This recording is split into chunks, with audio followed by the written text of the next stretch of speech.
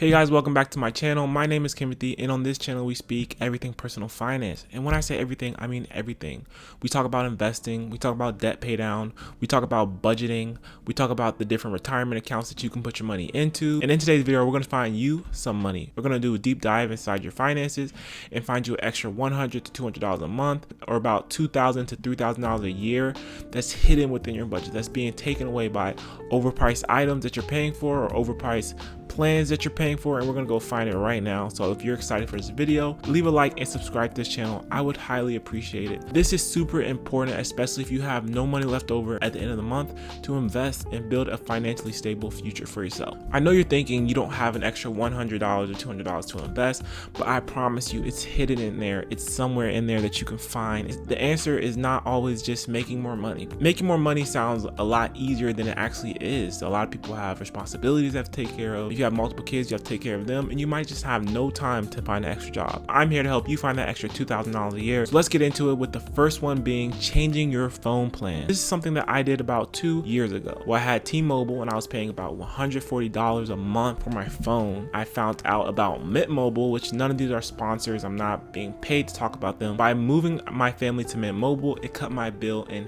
half. Now I'm paying $55 a month. I have unlimited and my wife has about 20 gigabytes, but she's always in the house, and guess what? There's Wi-Fi everywhere you go. We have Wi-Fi in the house. You go to the grocery store, you get Wi-Fi. You go to the mall, you get Wi-Fi. You don't really need that much data. By switching from T-Mobile to Mint, I almost saved $100 right there. So with that extra $85, I put that right to my Roth IRA, and I invested into something like the SP 500, which is giving a return of about 10%. So you really can't go wrong with that. Or invest into whatever you want to do. And if you're still in high credit card debt, let's pay that credit card debt off. Let's put some extra money to that. This is an easy switch. All you got to do is look at your phone bill, call your phone company, ask if they have promotions. We owe ourselves no loyalty to these companies. We are looking out for ourselves because we want to find an extra $100, $200 a month so we can start investing and build up our future, because we want to start investing and getting ready for our future. So when we get to retirement age, we don't have to work anymore. But go shop different phone providers, and you don't have to go with Mint Mobile. That's just an example that I use, but there's many others out there. Don't have all these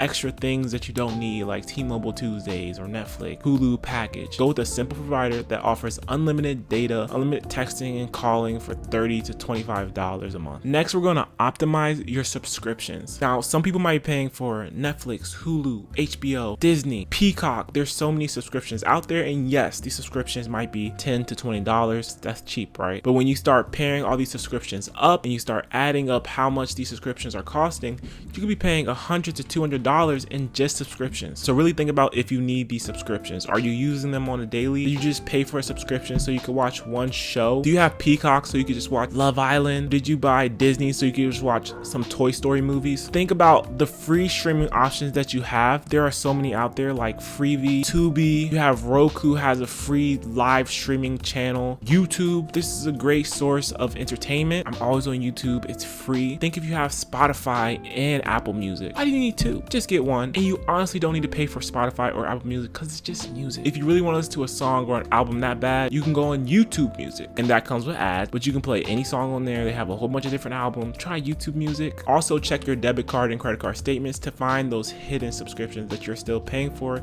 that you haven't used in a while. For example, I was doing a meme page. I was doing an Instagram downloader so I can repost memes, and it was $10 a year, and it was about to come up this December. So I went to my subscriptions on my iPhone and I canceled it because I'm done with the meme page. Yes, it's $10. It can go to compounding your money to investments. This is really important. I mean, if you can't save more money, you can cut some subscriptions and maybe save about $50 to $100 a month, and now we're compounding. Now we have $50 to $100 saved off our phone bill, and now we have $50 to $100 saved off our subscriptions, and that's $200 to $100 right there a month that you can start investing. And if you're not investing anything, this is perfect. This is a perfect jump start to get you started so you can start growing your portfolio. Another way to save extra money is by shopping insurance. We are not loyal to any of these providers because they're just in it for the money, and so are we. We want to make more money. We want to save more money. So shop some insurance plans. Shop your car insurance. Shop your homeowner's insurance. Every other year or every 2 years, I go in and I look at my insurance providers and I see what they're offering me. Are there any promotions I could take advantage of? One of my insurance providers, if I download an app and connect it to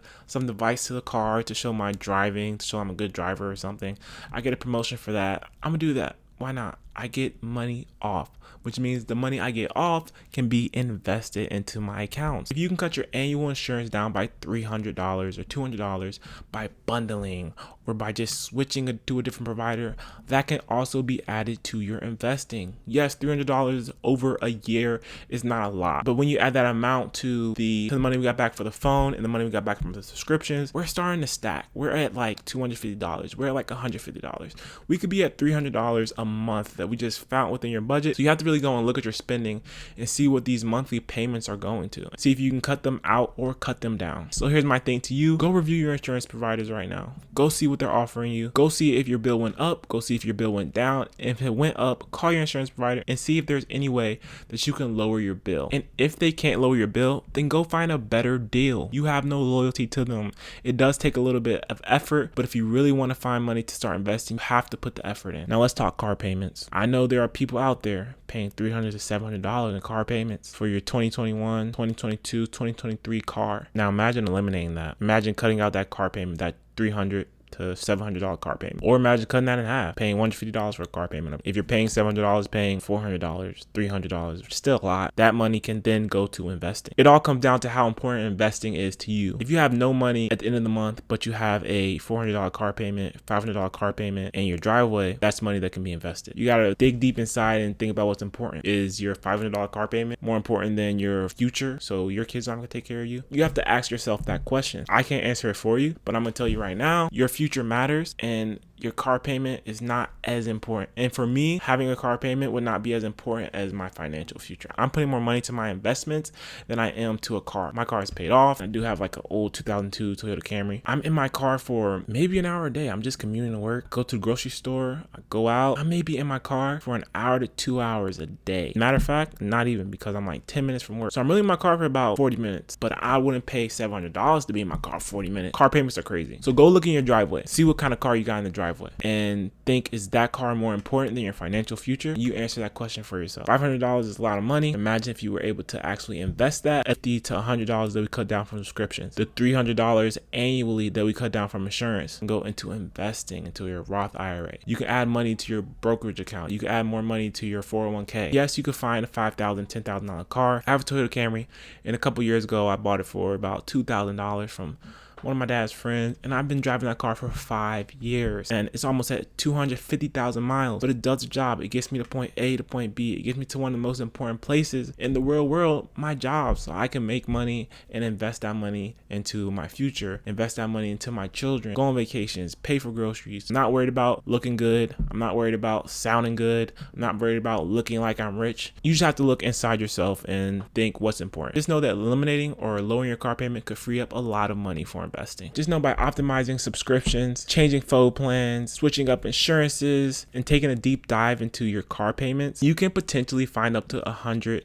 to $200 or more. And this extra money can go straight to retirement. But first, if you have high credit card debt, let's pay the credit card debt off first. And if you don't have an emergency fund, save up $1,000 to $2,000 a month, or you could just save 1 month of expenses. Say your expenses are $2,000 or $3,000, so just save $3,000. Yes, it might take a year depending on how much money you freed up, but that's just how finances work a lot of times. If you have high interest credit card debt, definitely pay that off first, but also build some sort of emergency fund. You might be thinking that $50 to $100 is not a lot. Let me tell you how much you could have invested if you actually just save $50 to $100. So let's say you're investing $100 a month because you found $100 from your budget by optimizing all these different categories that we've talked about. And you invest that $100 into the S&P 500, which has historically given you a 10% rate of return. In 30 years, it can grow to $226,000. Now you might think this may not be a lot, especially since it's over 30 years. This is for you or a person that is not able to find any money in their budget. They're living paycheck to paycheck. They can't find any money, but you just found $100 that can go to your retirement. And if you're able to invest more money or find more money or make more money, this will grow over 30 years. This is just the bare minimum of investing $100 a month into the S&P 500, which, like I said, gives a rate of return of about 10%. And that's it. I want you guys to take these actionable steps and go and look at your subscriptions. Go into your credit card statements, go into your debit card statements, and see how much you're paying for these things. See how much you're paying for your phone plan. Don't let this video just go over your head. Don't let this go in one ear and out the other. Take steps. I don't want this YouTube channel to just be entertainment. I want you guys to actually take steps to improve your financial future. Go do these 4 things, and even if you have extra money to invest, still go do it, because you can always invest more. Your financial future matters. So I hope you guys enjoyed this video, and if you did, leave a like and subscribe to my channel, and I will see you guys in the next one.